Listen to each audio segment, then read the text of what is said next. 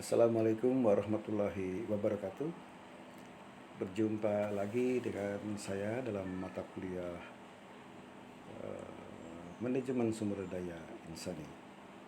Pada kesempatan ini merupakan kesempatan yang ke-8 atau ya pertemuan ke-8, yang mana di pertemuan ini saya akan membahas tentang analisis jabatan atau analisa jabatan. Pentingnya analisa jabatan adalah untuk mengetahui kapabilitas seseorang, kemudian juga kemampuan seseorang di dalam satu pekerjaan. Kaitannya dengan itu, dalam perusahaan itu namanya mungkin ada yang namanya anggaran dasar ya, acuan operasional sebuah perusahaan. Kemudian kalau di kampus itu namanya statuta. Jadi apapun yang akan dilakukan, kegiatan-kegiatan sebuah perguruan tinggi itu acuannya itu di statuta. Lantas dalam sebuah pekerjaan itu ada juga yang namanya uraian pekerjaan, kejelasan dari sebuah pekerjaan, atau lebih dalam istilah populernya itu job description. Kita kalau bekerja tanpa acuan kerja mungkin juga tidak akan bisa berjalan sesuai dengan apa yang direncanakan. Makanya kalau bekerja tanpa acuan, sebagus apapun kualitas dari sumber daya insani itu, kalau bekerja tanpa acuan, tanpa uraian atau tanpa job description, itu pasti tidak akan terukur kinerja kita. Nah, pada kesempatan ini saya akan membahas tentang analisis jabatan. Pengertian dari analisis jabatan adalah prosedur melalui fakta-fakta yang berhubungan dengan setiap jabatan yang diperoleh dan dicatat secara sistematis. Hal ini disebut juga studi jabatan yang menginvestigasi tugas-tugas, proses-proses, tanggung jawab, dan kebutuhan kepegawaian. Analisis jabatan juga menitikberatkan pada karakteristik pegawai, menggunakan ujian fisik, interview, dan prosedur lainnya untuk tujuan ini. Rumusan dasar dari analisis jabatan ini adalah pertama pekerjaannya atau what, kemudian bagaimana melakukan pekerjaan tersebut, how, mengapa pekerjaan itu harus dilakukan, lantas di bagian mana pekerjaan itu akan dilakukan, keahlian apa yang dibutuhkan agar pekerjaan tersebut dapat dilakukan dengan baik atau skill innovative. Nah, jadi jelas di sini kemampuan seseorang akan terukur dengan kejelasan-kejelasan melalui analisis jabatan ini, atau juga dalam uraian pekerjaan itu ada job description. Jadi seumpamanya kemampuan seorang itu tidak bisa diukur dengan melihat bagaimana seseorang melakukan pekerjaan tersebut. Orang bekerja tanpa acuan akan tidak bisa dinilai dengan rasional. Jadi saudara kalau bekerja diharapkan atau dipastikan ada job desk-nya supaya kinerja kita indikatornya jelas seperti itu ya.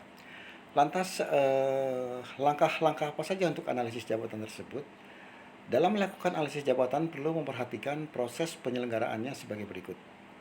Ada program yang memerlukan informasi jabatan, penentuan informasi jabatan, persiapan penyelenggaraan, pengumpulan data jabatan, verifikasi data, pembetulan data, dan menjadi sebuah informasi jabatan. Metode dari analisis jabatan itu adalah yang pertama observation, yaitu observasi langsung terhadap pelaksanaan tugas suatu pekerjaan. Sampel atau contoh kerja atau observasi sebagai performansi kerja karyawan, dan perekaman secara tidak langsung terhadap aktivitas kerja bisa di film. Kemudian performing the job, yaitu melaksanakan secara langsung pelaksanaan tugas-tugas suatu pekerjaan. Kemudian interview dan critical incident, lantas background record, kuesioner, yaitu format yang terstruktur dan checklist terhadap aktivitas-aktivitas kerja yang diwujudkan dalam pertanyaan-pertanyaan terbuka maupun tertutup. Ini jelas. Jadi di dalam suatu lingkup pekerjaan, kalau indikator kinerjanya jelas, itu orang akan terukur. Kemampuan seseorang di dalam satu pekerjaan untuk menempati posisi jabatan itu akan jelas. Kemudian hal-hal yang perlu diperhatikan dalam analisis jabatan adalah, menurut Giselle dan Brown, mengemukakan aspek-aspek yang perlu diperhatikan dalam analisis jabatan antara lain mengenai jabatan. Pertama, nama jabatan, kemudian metode dan prosedur kerja, kewajiban dan tugas yang harus dikerjakan pegawai, kemudian bahan perlengkapan dari lainnya yang dipakai pegawai, lantas alat dan peralatan digunakan pegawai, metode prosedur yang digunakan dalam pekerjaan, tanggung jawab, besarnya pengawasan yang diterima, ukuran standar hasil kerja. Semua jelas. Kemudian kondisi fisik dalam lingkungan kerja, tempat kerja di dalam maupun di luar, kemudian juga kondisi penerangan, pencahayaan, kondisi ventilasi, dan lain sebagainya ya. Kemudian kondisi-kondisi penerimaan pegawai atau rekrutmen di sini. Langkah utama dalam analisis jabatan adalah, terdapat dua langkah utama yang harus dilakukan dalam analisis jabatan. Pertama adalah penentuan tugas utama, kegiatan-kegiatan perilaku atau kewajiban yang akan dilaksanakan dalam pekerjaan. Yang kedua, penentuan pengetahuan, kemampuan, kecakapan, dan karakteristik lainnya seperti faktor-faktor kepribadian, kemudian sikap ketangkasan atau karakteristik fisik dan mental yang diperlukan bagi pekerjaan, yang dibutuhkan untuk pelaksanaan tugas-tugas. Kemudian apa sebetulnya tujuan dari analisis jabatan itu? Tujuannya adalah dapat digunakan secara luas untuk keperluan kepersonaliaan, pengembangan sumber daya insani, pekerjaan yang dapat memanfaatkan hasil analisis jabatan tersebut.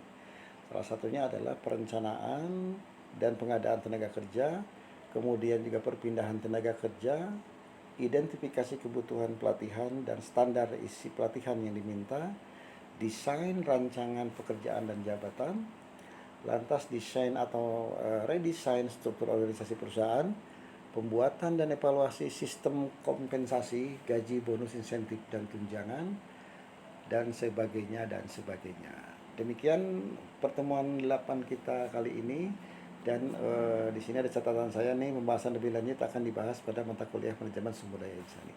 Nanti pas pada pertemuan offline kita akan membahas kembali masalah ini, dan saya mungkin akan bertanya salah satu daripada apa itu job description, analisis jabatan, dan sebagainya. Demikian saudara, sampai sini dulu pertemuan kita. Assalamualaikum warahmatullahi wabarakatuh.